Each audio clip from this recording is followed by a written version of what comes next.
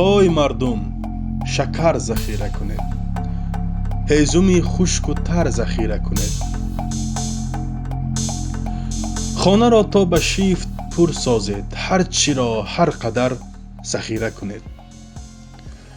خورد یک ساله 200 کس را بهر 2-3 نفر ذخیره کنید.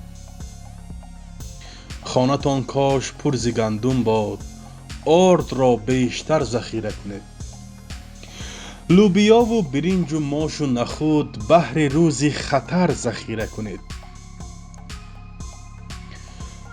تا نیابد کمی رهی درتان، قفل و زنجیر در ذخیره کنید.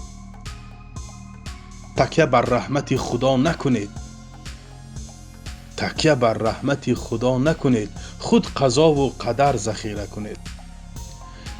در لب آب شد قرار قبول، های مردم، خبر ذخیره کنید. آرد را بیشتر ذخیره کنید.